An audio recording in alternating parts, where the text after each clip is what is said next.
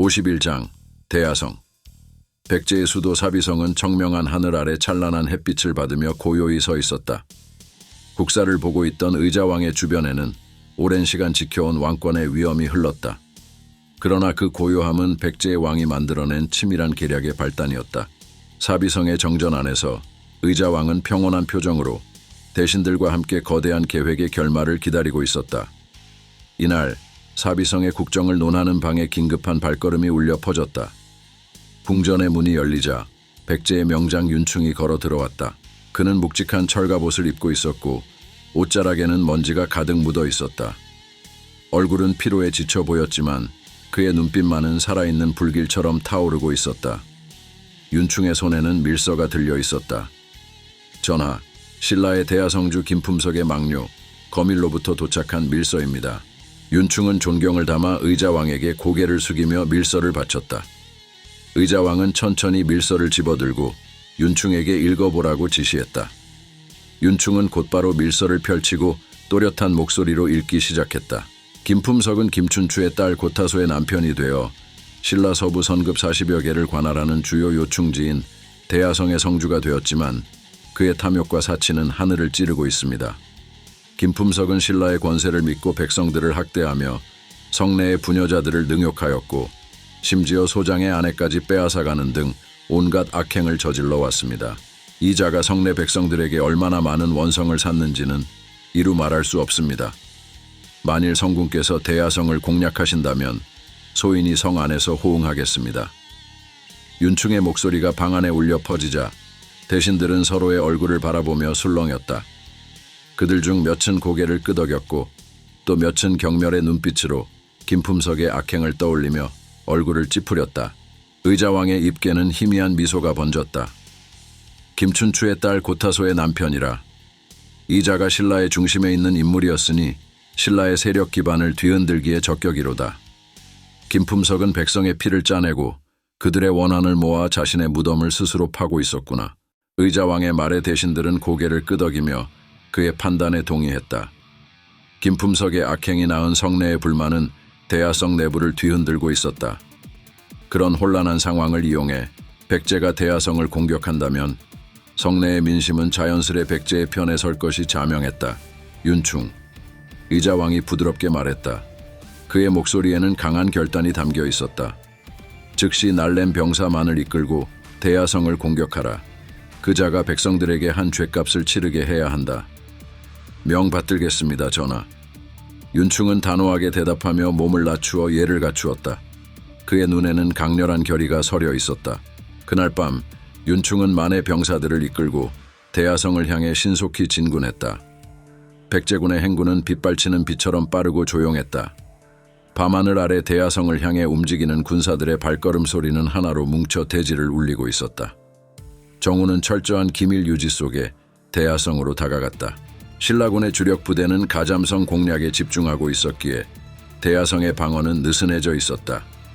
대하성의 성벽 앞에 다다르자 윤충은 말에서 내려 성벽을 올려다보았다. 거대한 성문이 백제군 앞에 장벽처럼 서 있었다. 성문 위로 보이는 신라군의 병사들은 경계태세를 유지하고 있었지만 그들의 움직임은 어딘가 느슨해 보였다. 윤충은 성문을 바라보며 가볍게 미소를 지었다.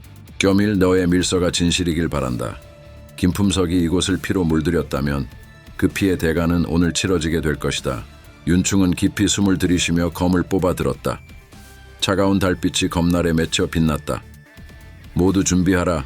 오늘 우리는 대하성을 함락하고 백제의 위용을 다시 한번 드높일 것이다. 윤충의 외침에 병사들이 일제히 무기를 들어 올렸다. 무거운 철갑옷이 서로 부딪히는 소리, 방패와 창날이 부딪히는 소리가 전장을 울렸다. 대하성 공격을 개시한다. 윤충의 명령이 떨어지자 백제군은 일제히 성벽을 향해 돌격했다. 병사들은 사다리를 타고 성벽을 오르며 신라군의 화살과 창을 맞받아쳤다. 날카로운 화살이 쏟아지며 방패와 갑옷에 꽂혔고 백제군과 신라군의 첫 전투가 성벽 위에서 벌어졌다. 성문 앞에서는 백제의 맹장들이 커다란 장비를 끌고 성문을 공격하고 있었다. 두꺼운 나무로 만들어진 성문이 공격받을 때마다 떨렸고 거대한 충차가 성문을 세게 내리칠 때마다 성 안의 병사들은 두려움에 떨었다. 치열한 전투가 벌어지던 중 윤충은 거밀과 약속한 신호를 발견했다. 성문 위에서 신라군의 병사들이 갑작스럽게 물러섰고 그와 동시에 성문이 조금씩 열리기 시작했다. 윤충의 눈에 날카로운 기세가 서렸다. 지금이다. 모두 돌격하라. 윤충은 즉시 병사들에게 돌격 명령을 내렸다. 백제군은 성문이 열린 틈을 타 일제히 성 안으로 쏟아져 들어갔다. 성 안에서는 거밀이 미리 준비한 부하들과 함께 신라군을 공격하고 있었다. 신라군은 성 안에서 벌어진 반란에 큰 혼란에 빠져 있었다. 병사들은 서로 적인지 아군인지 구분하지 못한 채 혼란에 빠져 이리저리 휘둘렸다. 백제군이다. 모두 물러서라. 신라군의 병사들은 우왕좌왕하며 대야성 내부를 방어할 준비도 하지 못한 채 후퇴하고 있었다. 김품석의 목소리가 성 안에 울려 퍼졌다. 그는 다급하게 병사들을 이끌고 성문을 방어하려 했지만 이미 성 안은 아수라장이 되어 있었다. 백제군은 거침없이 성문을 돌파해 성 안으로 밀고 들어갔다. 윤충은 선두에서 병사들을 이끌고 김품석의 관절을 향해 징역했다. 김품석, 이제 내 탐욕의 대가는 끝났다. 윤충은 차가운 눈빛으로 외쳤다. 김품석은 검을 뽑아들며 맞섰지만 이미 성내의 혼란은 그가 감당할 수 있는 수준을 넘어서 있었다. 그는 백제군의 맹렬한 공격에 하나둘 쓰러져가는 자신의 병사들을 바라보며 두려움에 떨었다. 이럴 수가. 김품석은 비틀거리며 뒤로 물러났지만 백제군의 기세에 압도된 신라군 병사들은 이미 저항 의지를 잃고 흩어지고 있었다. 성문이 열리고 백제군이 성 안으로 완전히 밀려 들어오자 성내의 병사들은 저항을 포기하고 도망쳤다. 성내의 백성들은 성문을 밀고 들어온 백제군을 환호하며 맞이했다. 김품석이 저지른 만행은 이미 성내에 깊은 원한을 남기고 있었기에 백성들은 백제군의 공격에 기꺼이 호응했다. 김품석의 악행에 억눌렸던 백성들은 환호하며 눈물 섞인 목소리로 백제군을 맞았다. 드디어 우리가 해방되었구나. 백성들의 외침에 윤충은 깊이 숨을 들이쉬며 검을 내려놓았다. 대야성의 성주는 탐욕과 폭정의 대가를 치렀고 백제의 깃발이 성벽 위에 나부끼고 있었다. 대야성은 백제의 소나귀에 들어왔다. 사비성의 궁전에서 이 소식을 들은 의자왕은 만족스러운 미소를 지었다. 그는 차분한 표정으로 자리에서 일어나 창밖의 하늘을 바라보았다. 대야성을 점령했으니 이제 신라의 서부는 우리 손안에 있다. 백제의 영광을 되찾을 날이 머지않았구나. 의자왕의 목소리에는 차가운 자신감과 깊은 결의가 담겨 있었다. 김품석의 탐욕과 어리석음은 그의 몰락을 초래했고 백제의 승리를 결정지었다. 반면 윤충의 지략과 결단력은 백제의 위용을 다시 한번 드높이며 신라의 중심을 흔들었다. 의자왕은 잠시 눈을 감으며 승리의 기쁨을 마음속 깊이 새겼다. 대야성을 손에 넣은 백제군의 승리는 신라와 백제의 힘의 균형을 바꾸어 놓았고 이제 백제는 더 큰 도전을 향해 나아갈 준비가 되어 있었다. 52장. 대야성의 어둠은 깊고 무겁게 내려앉아 있었다. 그러나 그 어둠을 찢고 치솟는 불꽃들이 성내 곳곳을 붉게 물들였다. 성벽 너머로 백제군의 함성이 불길처럼 솟아올랐고 그 소리는 대야성 전체를 감싸며 울려 퍼졌다. 창고에서 피어오르는 거대한 불기둥은 붉은 연기와 함께 성벽을 타고 번져나갔다. 그 불길 속에서 무수한 병사들의 그림자가 뒤엉켰고 검과 창이 부딪히는 금속음이 공기를 가르며 울려 퍼졌다.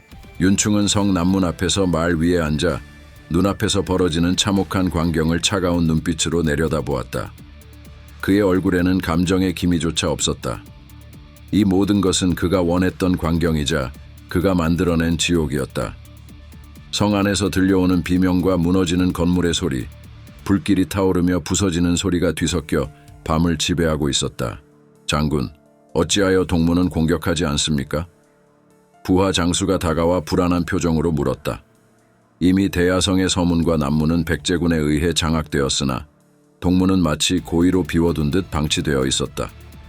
윤충의 의도를 이해하지 못한 채 의구심이 가득한 물음이었다. 윤충은 느긋한 미소를 지으며 차갑게 대답했다. 그래야 쥐새끼 같은 김품석이 동문으로 도망칠 것 아니겠느냐. 장수는 그의 말에 흠칫 놀라며 뒤로 물러났다. 윤충의 표정에는 모든 것이 예정된 대로 진행되고 있다는 확신이 가득했다. 그의 눈은 복수의 불길로 이글거렸다. 이미 복병을 숨겨두었다. 김품석이 동문으로 달아나려 한다면 그곳에서 놈의 숨통을 끊어라. 한 놈도 살려두지 마라. 선왕의 원수인 신라놈들은 씨를 말려버려야 한다. 윤충의 목소리에는 한치의 망설임도 없었다. 이 전쟁은 단순한 승리가 목적이 아니었다. 여기서 그는 신라와의 오랜 악연을 끊어내야 했다. 그의 오랜 원한과 피로 맺힌 복수심이 이 밤 대야성에서 폭발하고 있었다. 모두 준비하라. 성문을 열고 적을 쓸어버려라. 윤충의 명령이 떨어지자 백제군은 일제히 성문으로 돌진했다. 성문이 열리자 불길과 함께 백제의 병사들이 홍수처럼 성내로 쏟아져 들어갔다. 마치 불타오르는 용암처럼 그들의 기세는 거침없었다. 성문을 통해 백제군은 빠르게 성내로 밀려들었다. 불타는 창고와 건물 사이로 수백의 백제군이 신라군을 무자비하게 공격했다. 연기의 시야를 잃은 신라군 병사들은 서로를 구분하지 못한 채 이리저리 몰려다녔다. 그 혼란 속에서 백제군은 날카로운 검을 휘두르며 신라군의 목숨을 차례로 앗아갔다.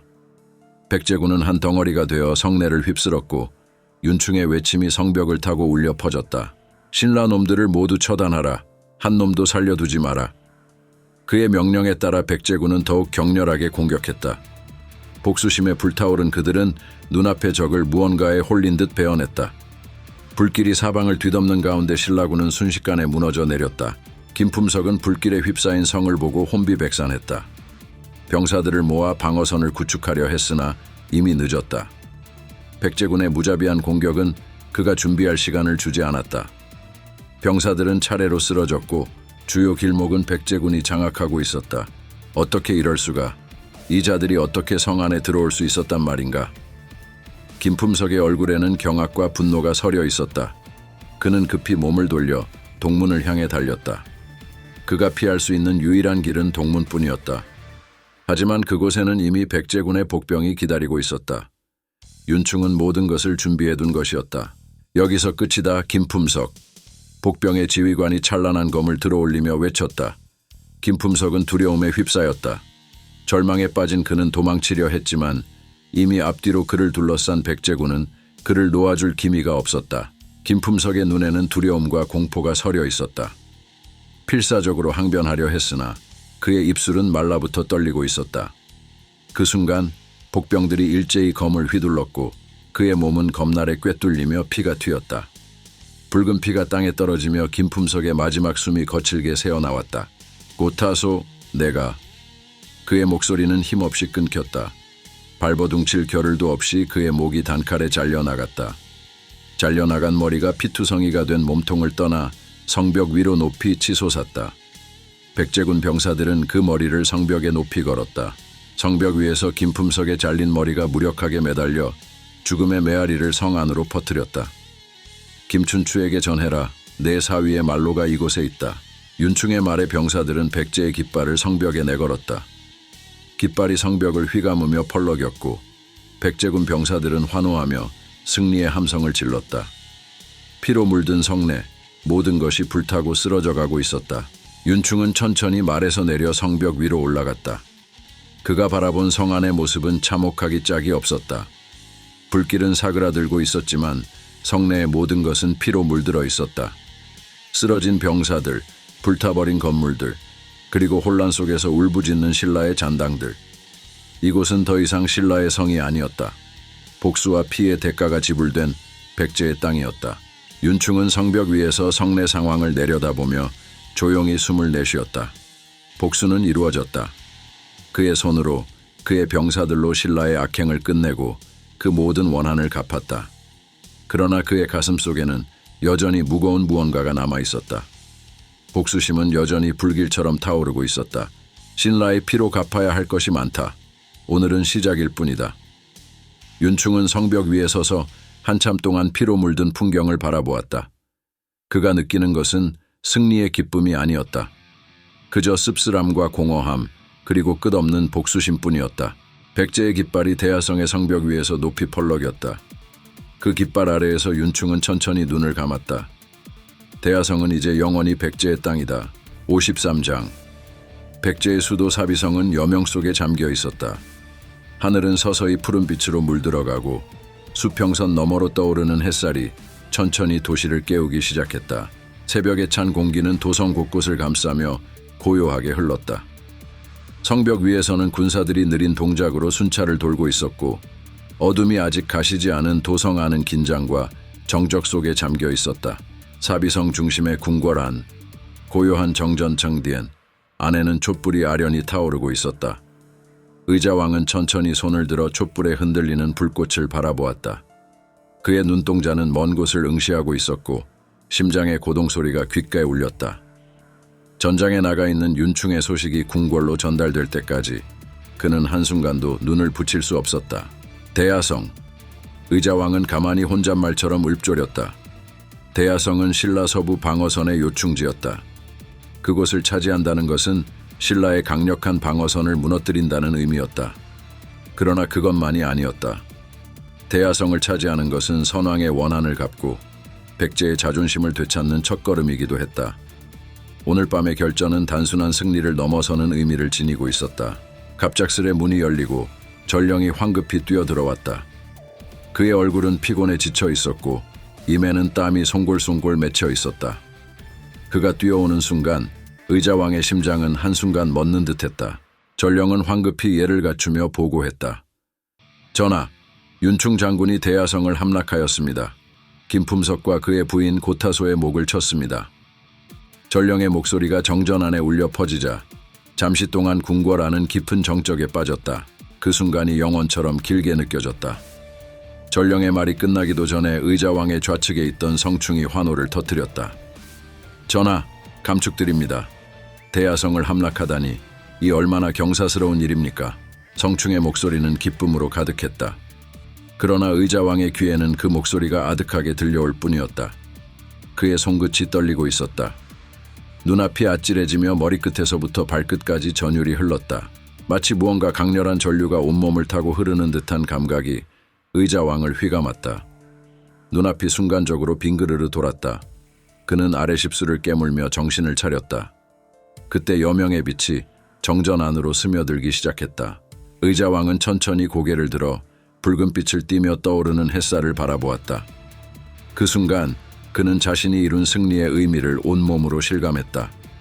어쩌면 무모할 수도 있었던 전략이 완벽하게 성공한 것이었다.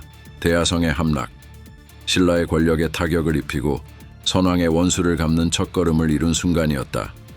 성충을 비롯한 대신들이 기쁨에 찬 얼굴로 의자왕을 바라보며 축하를 건넸다.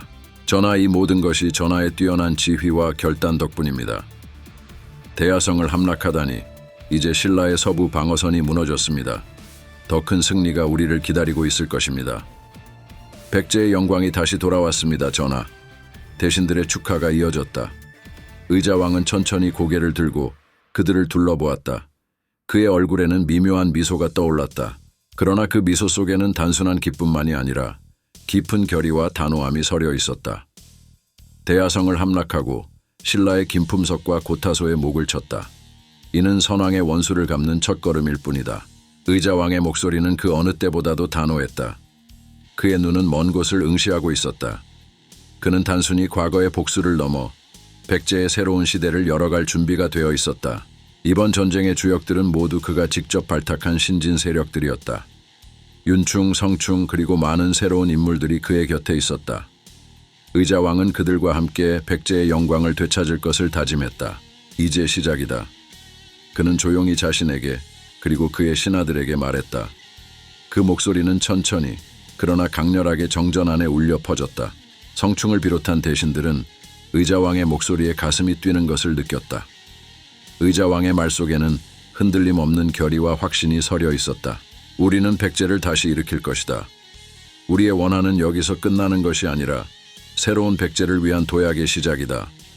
나는 여러분과 함께 이 길을 걸어갈 것이다. 이제 백제를 새롭게 일으킬 때다.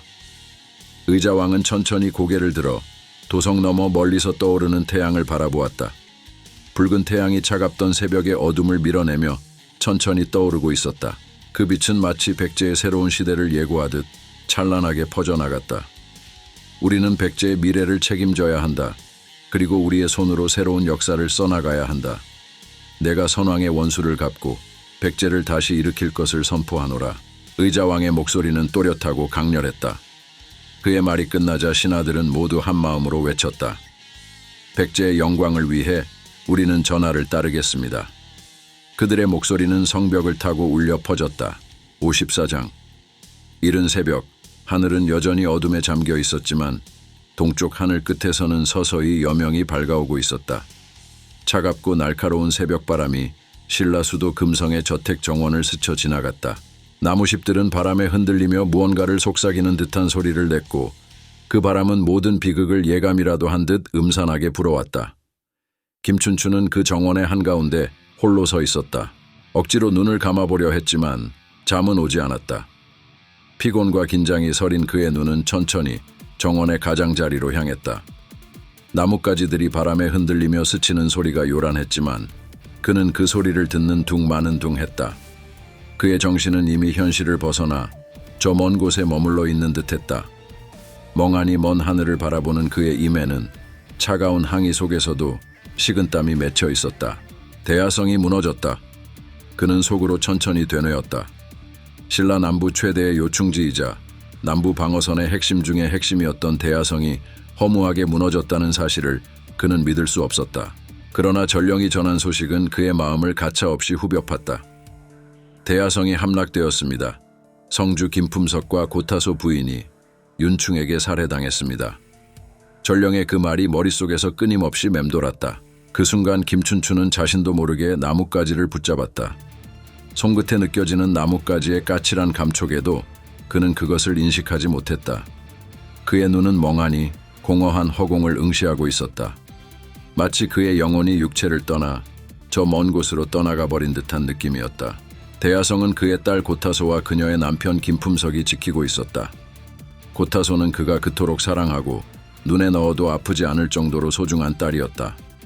김춘추는 한숨을 쉬며 눈을 감았다. 손끝은 점점 하얗게 질리며 나뭇가지를 부들부들 떨며 붙잡고 있었다. 고타소, 내 사랑하는 딸. 그가 전령의 말을 처음 들었을 때 떠올렸던 것은 대야성도 신라도 아니었다. 단 한 사람, 고타소였다. 그녀의 웃음과 해맑게 웃으며 아버지라 부르던 모습이 그의 머릿속을 떠나지 않았다. 이제 그 모든 것이 영원히 사라진 것이다. 김춘추는 자신의 결정이 가져온 비극을 실감하고 있었다. 그는 눈을 질끈 감고 머리를 숙였다. 온몸이 저리고 쪼개질 듯한 고통이 몰려왔다. 그의 눈앞에는 딸 고타소의 마지막 모습이 떠올랐다. 백제군에게 둘러싸여 어찌할 바를 모르던 그녀의 고통스러운 모습이 그의 가슴을 도려내고 있었다. 그는 여기 멀리 떨어진 금성에서 아무것도 하지 못하고 있었다는 사실이 그의 가슴을 찢어놓았다. 모든 것이 내 잘못이다. 그의 목소리는 바람에 흩어지듯 희미하게 사라졌다. 딸을 성에 보낸 것은 그 자신이었다. 김품석이 무능하다는 것을 알면서도 딸의 곁에 두기 위해 성주로 앉힌 것도 그 자신이었다. 딸을 지켜주겠다는 핑계로 그녀를 지옥 같은 곳으로 내몰았던 것도 결국 그의 욕심이었다.